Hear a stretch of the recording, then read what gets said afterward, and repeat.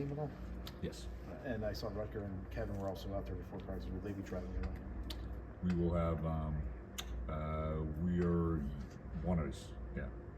Kevin is going to be traveling, so, but he's still, both guys, it's right now, it's, yeah, it is status quo. They're progressing, good, you know, it's moving along, but there's still multiple steps here along the way.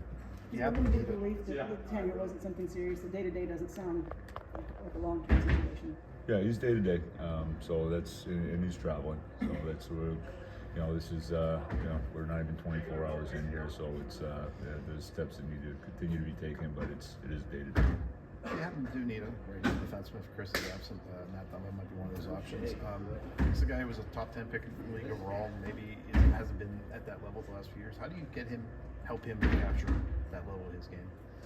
Yeah, I mean, I think obviously we have made the lineup decisions up to this point where he's been out, but I also think if you look at those the back end of the training camp especially, I think there was a lot of good there, and so when that opportunity presents itself, I think it's just going to be continuing to build up of that. I think his practices have been good as well, and I think he's a guy too who you can see contributions there both sides of the ice, and that's what we're going to be looking for. We think he can add some on the offensive side, but I also think when he's at his best and what we saw at the end of training camp, he's also a guy who's closing space quick, who's in good positions there on the defensive side, both off the rush and in the D zone. And yeah, like I said, right now I think we still got a little time here before we're going to be finalizing what our lineup's going to be. But when that opportunity does present itself, those will be some of the things we're looking for. Dan, go ahead.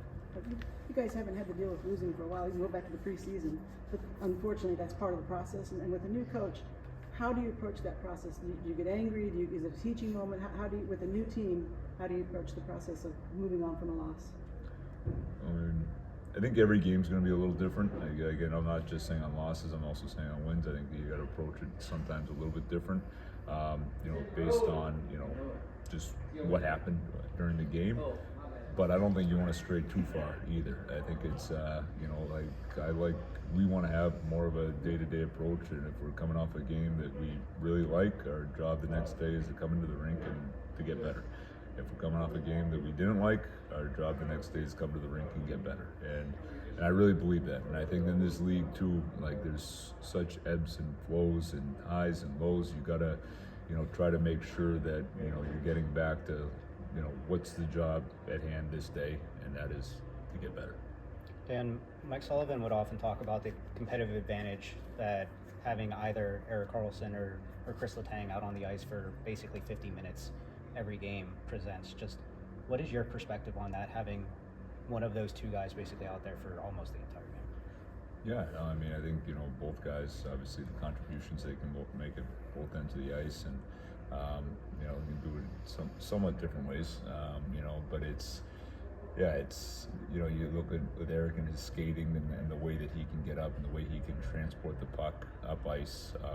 He's one of the best skating defensemen in the game, period. It's a huge advantage, and the way he can make those contributions too, at the in zone, just the way he can separate, and then even times where there are breakdowns, the way he can skate, not just saying himself but also teammates out of trouble. There's a huge advantage there for sure.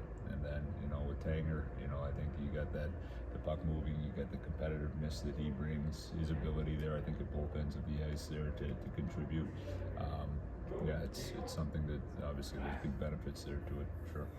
With Brian Rust coming back last night, you moved Ricard from right to left. In preseason, you experimented with Ricard at center, PK, power play.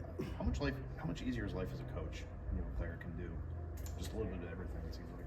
Yeah, I mean, the versatility is huge. I mean, and it really is. I feel like you can put him in any situation. And I think for somebody like him, it's he's seen it firsthand. Like the benefits of being able to have that versatility and to build that trust with a new coaching staff. And I mean, he earned that right away.